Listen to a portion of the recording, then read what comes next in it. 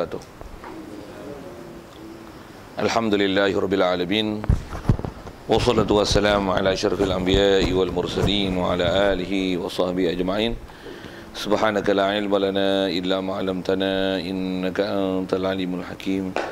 La haula wala quwwata illa billahil aliyyil azim. Rabbi shrah li sadri wa yassir li amri wahlul 'uqdatam min lisani yafqahu qawli. Allahumma aftah 'alaina bi futuhil 'arifin bik. Allahumma ja'alna minal ladzina yastami'una al-qawla fayattabi'una ahsana. Allahumma 'allimna mimma jahilna wa anfa'na bima 'allamtana wa zidna 'ilman nafi'a ya rabbal alamin. Qala Syekhul Musannif rahimahullah ta'ala wa nafa'na bihi wa bi 'ulumihi fi darain amin. Kita di muka surat 40 kitab Salam Mubtadi. Mana tanda tak tahu.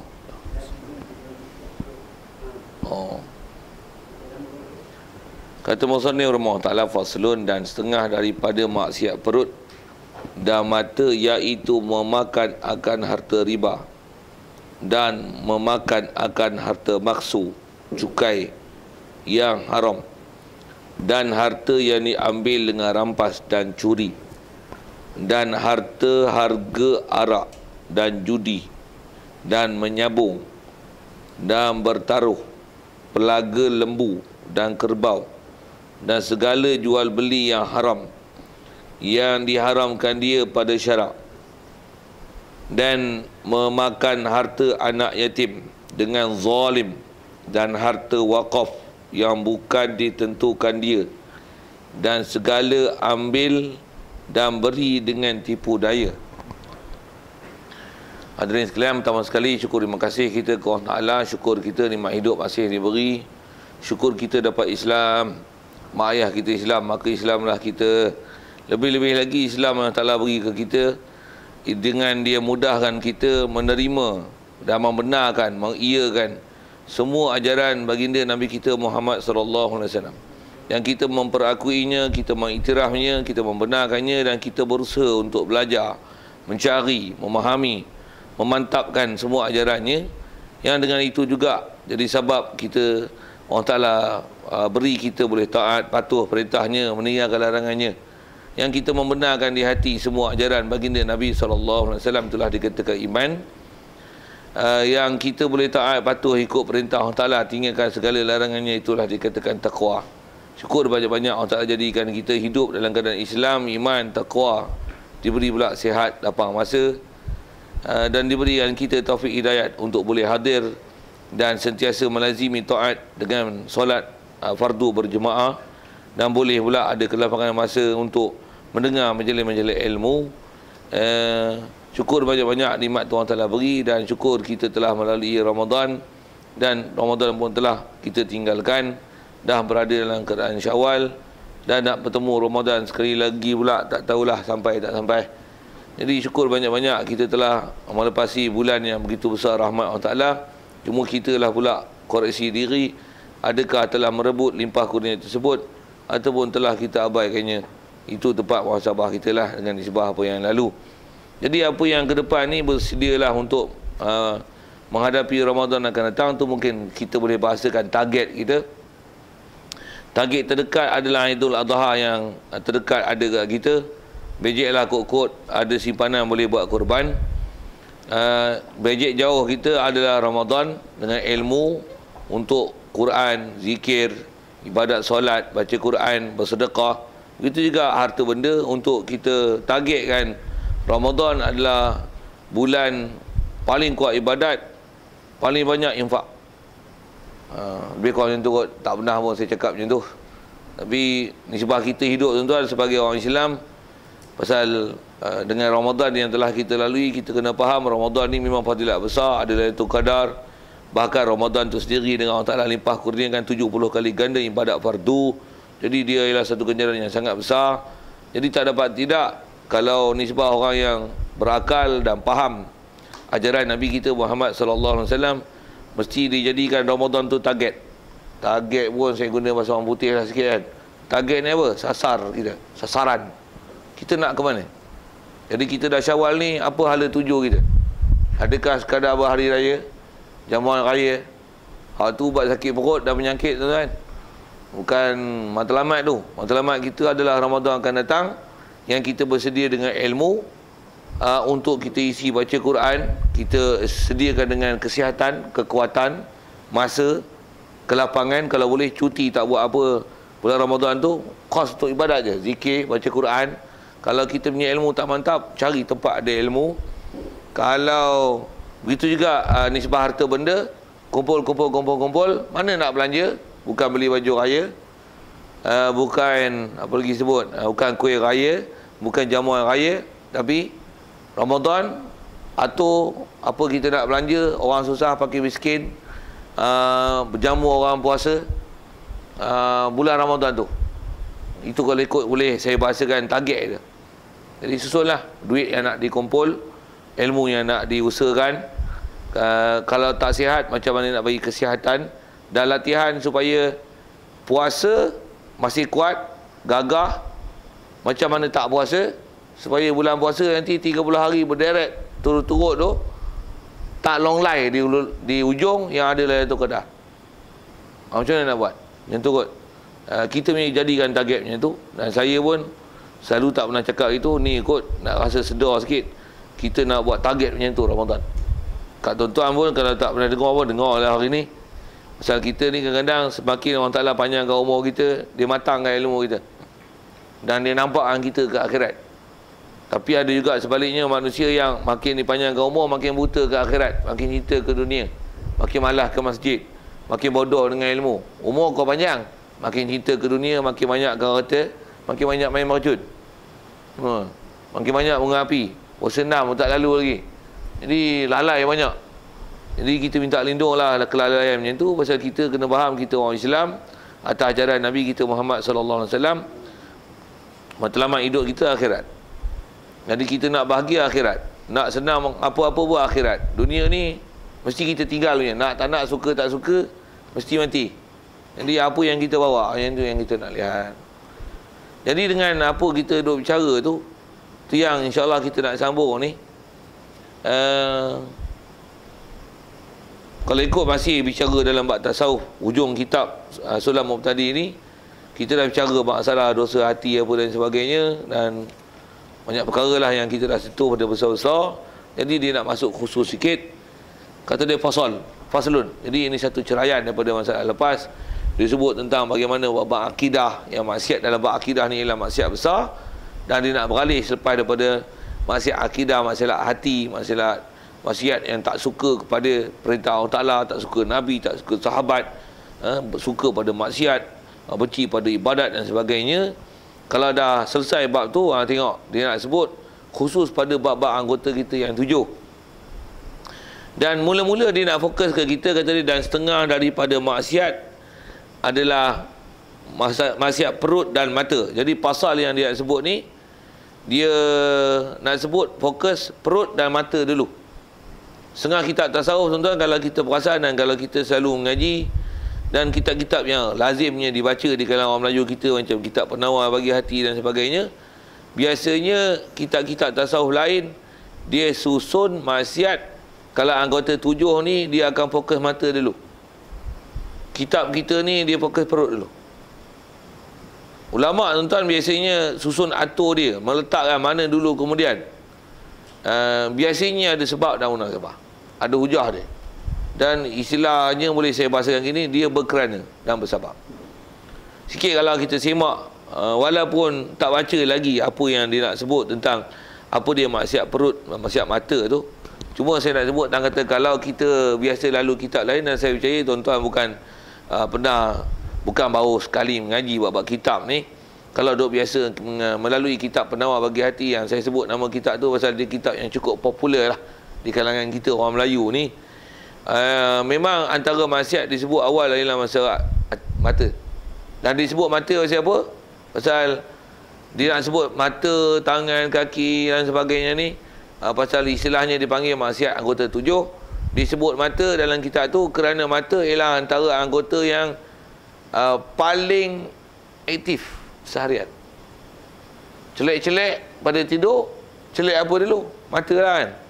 Memang kaki bergerak apa, tapi bila mata celek, dialah besar kebenaran kalian untuk jadi dosa atau pahala di situ. Celik-celik tengok apa. Dia tak boleh tutup melainkan tidur lah. Ataupun saja kita pejam. Pasal tu dia bahan mata dulu. Pasal mata adalah penyebab untuk kita buat tindakan hari itu.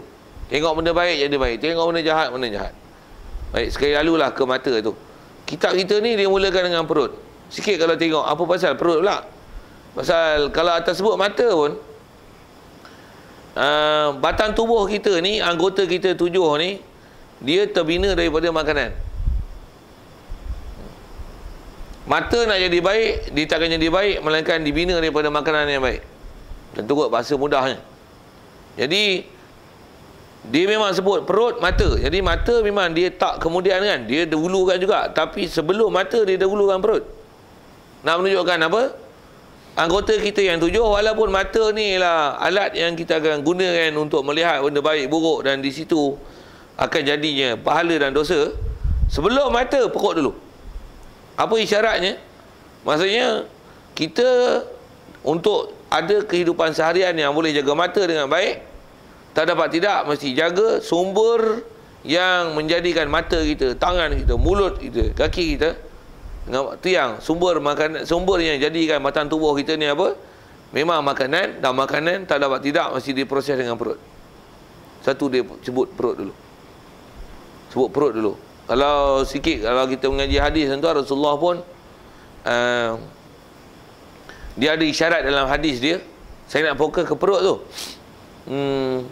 Kalau kita belajar dalam hadis 40 pun ada Imam Nawawi menukilkan dalam hadis 40 tu, salah satu hadisnya ialah hadis yang riwayat daripada Nu'man Ibn Bashir. Yang antara hadisnya Nu'man Bashir sebut, kata dia pernah Nabi SAW bersabda, dia kata innal halala bayyinun wa innal harama bayyin. Halal jelas, haram jelas. Nasi halal, babi haram jelas, tapi bainahuma umurun mutasyabihat. Antaranya ada mutasyabihat, la ya'lamuhunna katsirun minan nas. Kemudian Rasulullah sebut panjang hadis tu. Disebut kata kita kalau ambil benda syubhat ni, karra'i yar'a haula al-hima yushaku an yaqa'a fihi. Kemudian Rasulullah sebut inna fil jasadi mudghatan idza fasadal jasadu kullu wa idza saluhal jasadu kullu. Bila dia rosak, ketul daging ni, kalau dia baik, baik seluruh jasad. Kalau kata dia baik, jahat seluruh jasad. Apa dia? Ala wahyal qalbu, hati. Rasulullah fokus tu hati. Macam mana pun hati pun main mana? Rasulullah isyarat pun dalam hadis tu disebut halal haram. Makan minum dulu satu kot kitab kita ni, ulama tuan-tuan dia orang terang mata hati. Biasanya kalau dia menulis, biasanya susunan dia, aturan dia berkerana ataupun ada munasabah sabik walahik, tu istilah ilmu tafsir lah. Baik. Jadi pasal yang kita nak jumpa ni insya-Allah dia sebut tentang maksiat perut dan mata. Jadi dia nak fokus bab perut dulu. Kita tengok apa dia yang sebut. Sekali lalu kita dah baca dah tadi. Cuma nak faham elok-elok tuan-tuan, tak dapat tidak, dia ilmu fiqh mesti mantap. Kalau tidak kita akan rasa macam kita ni tak pernah ada masalah buat perut. Tak pernah pun pergi ambil harta benda orang, pergi makan. Kalau tak pernah pergi ambil itu satu hal. Tengok dia sebut. Dan benda ni tak akan boleh kenal dan tak boleh jadi warak, tak akan boleh jadi takwa melainkan dengan ilmu. Baik, tengok dia sebut apa. Jadi antara maksiat perut dan mata. Jadi mata dia akan kemudian nanti dia sebut hak perut dululah. Maksudnya yang ni hukum makan benda haram. Apa dia? Memakan harta riba. Fakta pendek je. Riba pun kita sedia maklum kalau kita baca ayat Quran. Wa halallahu al-bai'a wa harrama riba. Allah Taala halalkan jual beli dan haramkan riba. Apa hukum riba? Haram. Semua orang faham. Dan kalau ikut istilah ulama, haramnya riba dia termasuk dalam istilah maklum fid din bid darurah. Maksudnya benda yang maklum, sedia maklum dalam agama semudahnya. Maksudnya simply known among the Muslim, all Muslim usually know that riba is haram, isn't it? Saja cakap orang putih itu dah cakap orang putih punya explanation. Cakap orang putih lah tak? Semua orang budak-budak pun kadang kecil-kecil dah tahu ini makan riba haram, dedah aurat berdosa. Tak sembahyang masuk neraka. Budak-budak pasti pun kadang-kadang telah didedahkan istilah tu. Macam mana pun, apa dia riba? Tu kena ngaji. Pasal berapa orang makan riba, tapi selamba je. Dia tak rasa masalah pun, kan? Yang tu yang saya sebut tadi, takkan boleh jadi warak dan takwa melainkan dengan ilmu. Saya ngaji pun tuan-tuan, Tok Guru selalu sebut gitu. Baik, kalau kita lihat sikit pendetilan dengan riba tu. Baik, apa dia riba? Kalau kita belajar bab fiqh, benda riba ni banyak lah. Dia ada istilah riba liadi. Ada riba fadli. Ada riba, lama tinggal lu dia jadi slow sikit nak sebut. Riba liadi, riba fadli, riba qardi. Sebelum ke qardi tu ada riba slow kan, slow. Lama tak sebut. Ni kata benda yang kita walaupun duduk dalam kepala habis lama tak sebut, jadi terlupa gitu. Apa nak cerita ni? Nak cerita riba. Jadi antara bab riba dalam bab fiqh ada cerita masalah isu tukar menukar barang yang ribawi. Tukar beras dengan beras, padi dengan padi. Yang tu ialah antara bab riba. Cuma bab tu nisbah zaman kita tak berapa ada. Kalau ada pun selalunya kes jual emas dengan emas. Tahu mana? Datang kedai emas. Bawa emas, pergi jual emas kedai emas. Itu istilah kita trade in. Trade in ni yang jadi riba dalam muamalat kita. Kita yang tu ikut tinggal emas dengan emas.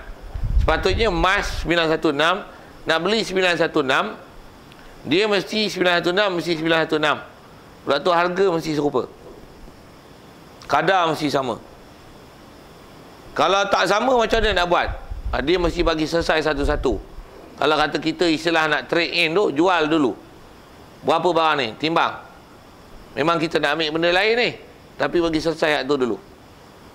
Jangan kita nak ambil emas lain, emas ni kita bagi dia, lepas tu nilai pun tak sama, lepas tu ada tambahan pula benda lain.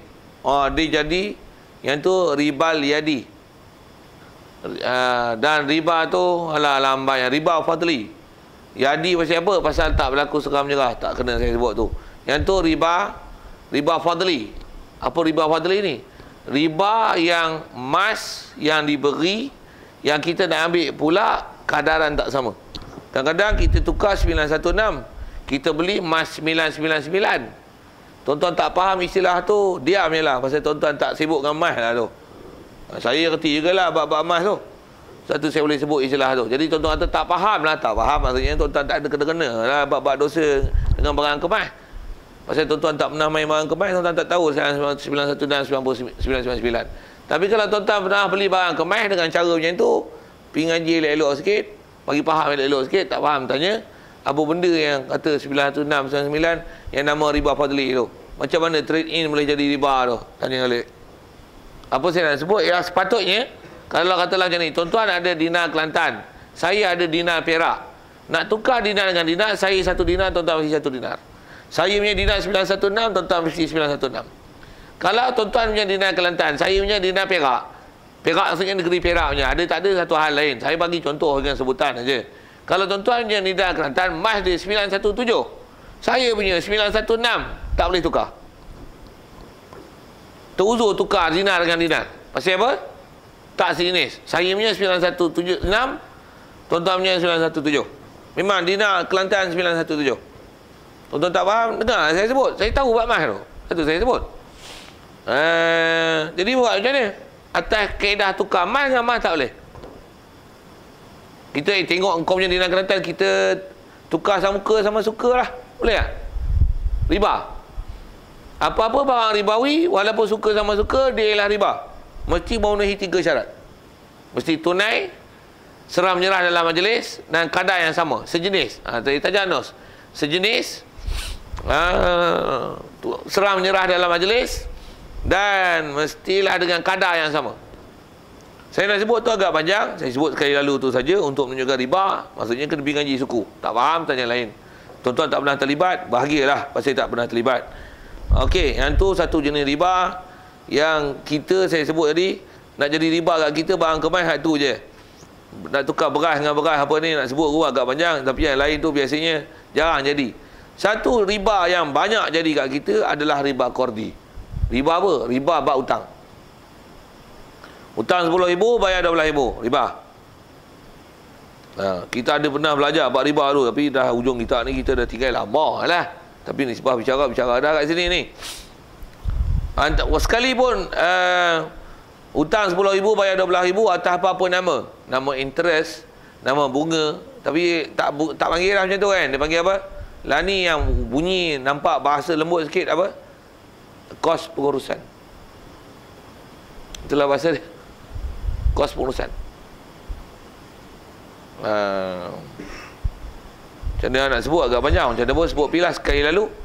Macam mana istilah kos pengurusan ni? Dan boleh ke ambil kos pengurusan? Dengar, elok-elok. Saya nak buat misal tu. Misal yang saya pernah ajar kat sini, nisbah bab riba. Sebagai contoh untuk mudah faham riba tu, apa dia kos yang orang beri hutang boleh ambil. Dengar. Adapun dia nak ambil di atas faedah hutang yang dia beri, yang tu haram. Tak ada izin langsung kan. Okey, katalah saya hutang kat tuan-tuan 10,000. Saya bagi 3 urat rantai. Untuk cagaran saya akan bayar hutang saya. Yang tu dipanggil gadai. Okey. Jadi barang gadai apa? Barang gadai sebagai cagaran dan jaminan saya akan bayar 10,000. Apa-apa masalah saya tak boleh tunaikan dengan tempoh yang tertentu, katalah setahun, tuan-tuan akan ada kuasa untuk memerintah emas yang telah diberi itu untuk dijual dan jual dengan harga pasaran. Dan tuan-tuan punya hak ambil 10,000 saja yang tuan-tuan bagi hutang kat saya. Yang mana yang lebih saya punya. Pasal hak saya adalah hak saya, hak tuan-tuan adalah hak tuan-tuan. Tu gadai tu apa? Gadai itu sekadar untuk jaminan hutang tersebut dibayar. Jadi kalau tak bayar dengan wang tunai, bayar dengan barang kemas. Barang kemas memang biasanya ada harga. Jadi esok sebagai penebusnya gunakan emas tu. Tapi bukan ambil semua. Ambil 10,000, jual 10,000. Katalah jual harga 12,000. Tuan-tuan punya hutang 10,000, ambil 10,000, 2,000 saya punya. Tetap saya punya. Tuan-tuan tak boleh ambil walaupun sekupang. Itu asal muamalat kita yang silap. Tak ada apa-apa lebihan boleh ambil dengan sebab hutang. Kalau nak boleh ambil macam ni, saya bagi barang kemas kat tuan-tuan sebagai cagaran. Tuan-tuan tak ada tempat simpanan yang selamat di rumah. Rumah dinding buluh. Lantai apa? Lantai buluh juga. Bumbung atas nipah, buah pil tu. Pintu beretam. Buruh je kan. Maksudnya rampuh je dia orang kalau tahu ada barang kemas. Jadi tuan-tuan tak boleh simpan. Tuan-tuan kena simpan di bank, sewa satu peti-peti. Yang peti besi itu sebulan tuan-tuan kena bayar satu peti besi RM60. RM60 tu tuan-tuan boleh minta kat saya sebulan. Setiap bulan minta RM60. Pasal apa? Itu kos pengurusan. Pengurusan mana? Simpan barang kemas yang dia kena simpan. Pasal saya jaga emas kat dia. Tapi dia nak simpan tak selamat. Dia kena cari tempat selamat. Dan untuk tempat selamat dia kena pergi bank. Dan bank dia kena sewa. Kalau tak bank pun mana-mana lah. Apa-apa saya bagi contoh bank tu pasal nak tunjukkan ada kos. Jadi kos tu kena bayar. Berapa bank minta? RM60. Tuan-tuan boleh minta RM60 dan tuan-tuan tak wajib tanggung. Saya yang kena tanggung kos tu. Itulah kos pengurusan. Pengurusan apa? Pengurusan menyimpan barang cagaran emas. Tapi tuan-tuan nak minta RM60. Pasal apa? Pasal selagi anda tak bayar 10,000 barang kemas cagaran RM60 ni apa? Kos pengurusan. Tuan-tuan bukan ada kos apa-apa pun. Simpan di rumah ya, dalam peti dah ada di rumah. Tuan-tuan cas pun tak ada cas sewa. Tuan-tuan simpan. Nama pun simpan. Tukang simpan. Simpan je lah. Simpan bukan kena cas. Kalau tuan-tuan nak cas pun, tuan-tuan cas sewa lah. Barang kemas ni, saya barang kemas orang lain saya cas. Yang ni awak cagar kat saya. Walaupun cagar saya cas. Sebulan RM30. Orang lain saya minta 60. Ke awak saya minta 30 untuk safety saya. Tu boleh minta. Pasal apa? Minta kerana, bukan kerana hutang, tapi kerana barang cagaran yang disimpan kat dia, dia sewakan peti besi dia RM30 untuk barang kemas tersebut. Itu boleh minta. Hak itulah kos pengurusan yang boleh minta. Saya bagi itu contoh untuk menunjukkan jelas riba tidak akan ada apa-apa boleh mengambil manfaat daripada hutang yang diberi. Tak boleh. Kalau ada apa-apa manfaat diambil, haram, dan itulah riba. Sama ada bab makan ataupun bab manfaat. Contoh, saya cagarkan barang kemas tadi, tuan-tuan katalah tak ambil charge, tapi tuan-tuan pakai dan melarang. Musim kenduri pakai, raya pakai. Pakai tak minta izin saya. Barang kemas saya punya. Memang saya hutang. Dia kata, selagi dia tak bayar, barang kemas kita pakai. No. Tuan-tuan tak boleh ambil apa-apa manfaat daripada barang kemas saya. Ambil barang kemas itu, riba. Ambil manfaat dengan sebab hutang saya. Riba dalam syarak. Apa hukum tu? Haram. Selagi kau pakai api neraka. Berdosa besar. Dan riba ada dosa besar. Tak ada siapa boleh halalkan riba. Jadi kalau kata itu adalah manfaat imbalan daripada hutang 10,000 yang saya buat misal tu, itu adalah riba. Sikit saya bagi contoh ke barang kemas. Contoh seterusnya saya nak bagi yang memang jadi di kampung macam ni. Hutang 10,000, kebun getah aku ada. Selagi aku tak bayar 10,000 ni, kau motong lah. Riba. Pasal apa? Dengan sebab hutang 10,000 pun boleh motong kebun getah dah. Kebun getah apa? Ambil 10,000 ni, saya ada Sodong Riyad ni, tengah loroh ni. Ada di 24, ada 101, ada Musang King, ada Lion King ada. Jadi mu nak ambil apa, ambil je lah. Tak usah duk kira bayar apalah. Dah mu pun, aku hutang kat mu pun tak bayar lagi. Mu ambil lah. Durian mana mu nak ambil, ambil lah. Selalu tak biasa ambil pun, riba. Mu nak alih kapung, kereta mu nak pakai, tak ada kereta, ambil lah kereta aku. Atas sebut ulama', ada ulama' yang mengharamkan ambil itu walaupun tak disebut dalam akad. Dalam kaedah kita mazhab Syafi'i, dia hanya akan jadi riba atas nama riba jika disebut dalam akad. Ni 10,000, dia sebut, ni aku hutang, ni dah aku hutang aku hutang kat mu 10,000, dusun aku mu nak ada buah mu ambil lah makan. Kereta aku mu bila-bila nak pakai sebutlah aku bagi mu, tak payah bagi sewa. Kebun getah aku mu Sabtu Ahad mu motong. Riba. Kalau tak sebut dalam akad, dia bukan riba, tapi haram. Pasal apa? Kerana ambil lebih daripada hutang. Kaedah kita Syafi'i yang tu tak panggil riba, tapi dia tetap haram dalam dosa. Pasal apa? Pasal mengambil manfaat daripada hutang. Katalah dah setahun tak bayar. Untung dia tengok apa ni, dusun durian banyak ni, takkan tak ada bagi apa-apa kot. Dah setahun ni, ambil riba. Walaupun masa akad itu tak ada janji apa-apa pun. Atas kata ambil manfaat dengan sebab hutang, apatah lagi dengan tertangguh, riba. Dosa besar. Yang tu yang nak faham tu. Tu hutang bank 10,000, bayar 12,000, riba. Riba. ESN, hutang 10,000, labur balik kat bank 10,000. Cukup matang 18,000. Tapi tuan-tuan kena bayar 10,000 yang tuan-tuan ambil loan tu, bayar balik ke bank 12,000. Tapi matang esok tuan-tuan dapat 18,000. Haram tak? Hak mana haram? Haram bukan melabur tu. Haram hak mana? Hak hutang tu. Hak mula tu. Hak mula tu dosa. 10,000 mu labur. Labur tu tak berdosa. Tapi 10,000 mu hutang, mu bayar setiap bulan sikit-sikit, tapi jumlah dia 12,000. 2,000 tu riba. Yang tu yang haram. Melabur tak haram. Melabur nak jadi haram tak haram, dia buat lain, dia bukan masalah bab riba. Yang tu yang kata nak faham fiqh elok-elok, apa dia riba, menentang apa riba. Baru kita tahu dosa kah ni, dosa kah ni. Jadi itulah maksiat perut.